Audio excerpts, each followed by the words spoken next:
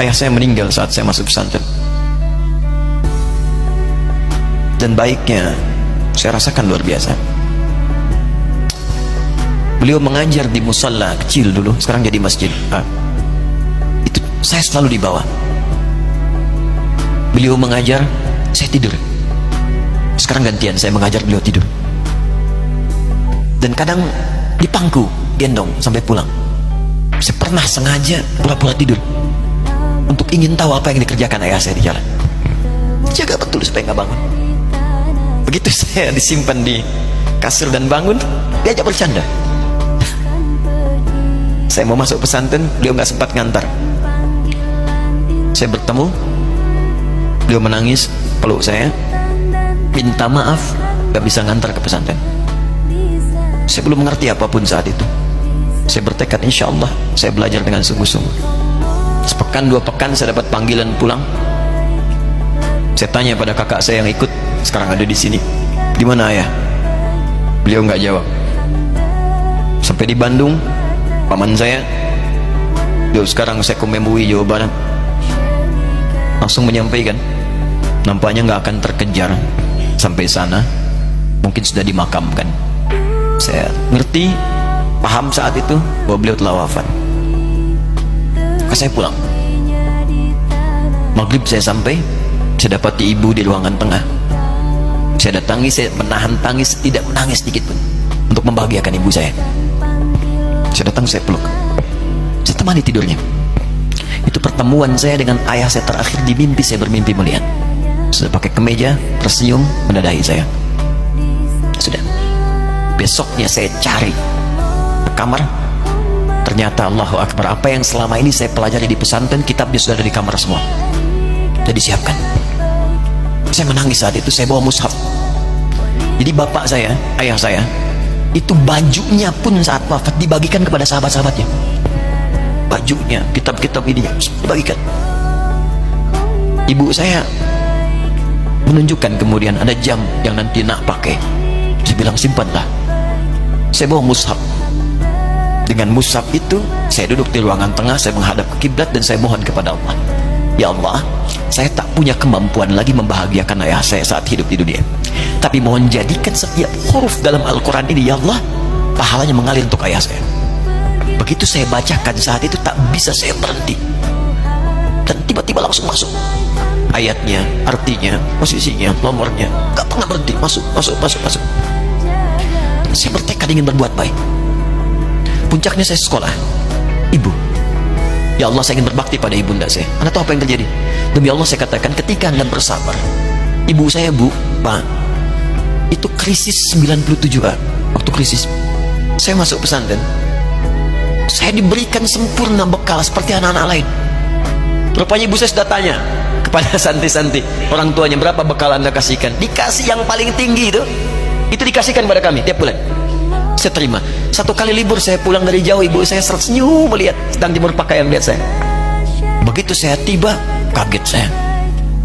Kok pakaian ibu saya, pakaiannya nggak cocok dipakai gitu. Ini bukan pakaian ibu saya, kayak kain pel lah kalau sekarang. Saya masuk ke rumah, saya kejar, saya buka pakaiannya, lemari, saya nggak temukan sedikit pun. Saya kejar kakak saya, dia sudah siapkan makan. Kak perempuan kami yang kedua, mana pakaian ibu saya? Perhatikan jawabannya. Dia menangis saat itu. Dia bilang, mama itu telah menjual semua perhiasan dan pakaiannya untuk pendidikan kamu. Jual. Untuk kita katanya. Jual. Dan bertahan dengan 150.000 per bulan saat krisis. Jadi rupanya ibu saya itu makan nasi sehari cuma sekali. Beliau mengajar. Di berangkat sekolah itu cuma makan pisang, minum kopi, makan nasinya malam. Saya bilang, ya Allah, saya akan ganti baju ibu saya dengan kain ihram dan saya ganting tangannya di Masjidil Haram. Atau apa yang terjadi? Begitu saya kuliah di Libya, alhamdulillah, saya berangkat, saya mulai mengajar, saya serius belajar. Saat itu kemudian Allah mulai berikan jalan. Saya ingin sungguh-sungguh. Malam saya bangun, saya sholat, saya belajar, saya menghafal Quran, saya belajar riwayat Quran. Sampai puncaknya tiba. Saya ditugaskan pemerintah Indonesia saat itu untuk jadi petugas haji di Mekah. Saya telepon ibu saya bilang, Ma, saya insya Allah akan haji 2010. Saya telepon Februari saat itu. Saya dengar suara, terbayang wajahnya indah, senyuman, bahagia. Alhamdulillah nak, kapan berangkat? Tahun ini insya Allah. Saya bilang, dan saya tidak akan pernah berangkat kecuali mama pun akan berangkat. Terdengar nada pesimis tapi senyum. Dari mana katanya? Allah akan kasih, saya bilang. Saya sedang bekerja berusaha karena Allah, mustahil Allah akan sia-siakan gitu. Berapa butuhnya? Porsinya 25 juta. Kapan harus ada? Bulan Juni. Ya, dari Februari ke Juni itu. Ya, Juli bukan Juni, Juli. Ya, jadi saya masih ingat bulan 7, 5 bulan tuh. Saya ibu, Pak, nabung saya. Saya beli tabungan, saya niatkan untuk ibu saya haji. Bulan Juli masih setor 25 juta. Jadi semua tabungan masukin situ. Ada yang ngajar ngasih, masukin situ. Masukin semua. Tepat sepekan sebelum itu kemudian didaftarkan, saya buka tabungan. Allahu Akbar, karunia Allah luar biasa. Tadi butuh berapa? 25 juta. Begitu dibuka, Masya Allah, 1 juta. Karena beasiswa nggak banyak, 1 juta. Tapi 3 hari sebelum daftar, entah dari mana ibu-ibu pengajian nih KBRI datang. Ustaz, ibu katanya mau haji juga ya? Ustaz mau haji ya? Ibu ikut ya? Sudah nggak usah dipikirin, nanti kami yang pikirkan semuanya. Tiba-tiba dikirim, bayar porsinya di sana, dapat koper paling besar. Bayangkan, tadinya kopernya belum datang, telepon lagi, nak koper belum datang katanya. Saya bilang, Ma, tenang aja, apa hajinya nggak jelas ini? Tidak jelas, saya bilang, insya Allah. Ya, nah cuman beritanya berbeda. Begitu saya telepon lagi, Ma, gimana bisa? Nah, telah keluar pengumumannya. Kapan, Ma? 2013. Loh, kan saya haji 2010, nggak bisa, harus 2010. Lihat kalimat ibunda saya. Nah, jangan pernah mengambil hak orang lain. Allah kasih 2013, alhamdulillah.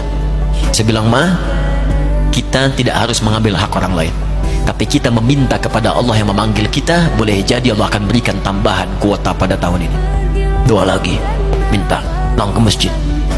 Tiba-tiba ada sidang oke di Istanbul saat itu, keputusan 1/1000. Setiap ada 1000 muslim, 1 kuotanya. Saat itu Indonesia dapat tambahan 22.000, termasuk ibu saya ada di situ.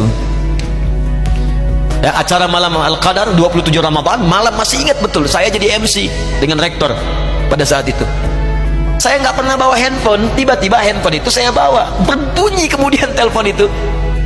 Saya minta pada rektor izin, saya angkat dulu, diperkenankan. Saya kemudian ke belakang masjid, saya angkat. Tiba-tiba saya dengar suara sudah menangis. Nah, katanya, kenapa, Ma? Alhamdulillah, Mama bisa haji. Ternyata kuota itu termasuk ibu saya. 5 bulan, Pak. Bayar biasa, nggak bayar tambahan, nggak ada macam-macam, bisa berangkat. Begitu saya berangkat duluan, saya tungguin betul di apartemennya, di maktabnya sampai datang.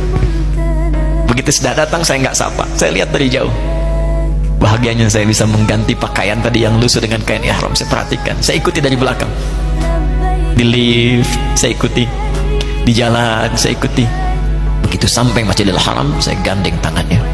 Ma, kita sama-sama. Labbaik Allahumma labbaik, labbaik la syarika lak labbaik. Saya tawaf, saya gandeng ibu saya lindungi supaya dapat kenikmatan dalam tawafnya. Begitu saya rasakan bagaimana Sayyidah Hajar bekerja keras untuk Ismail. Saya balas di situ, saya gandeng tangan yang kanan, saya minta pada Allah, muliakan ibu saya, ya Allah, muliakan ibu saya, muliakan, berikan saya kesempatan membahagiakannya.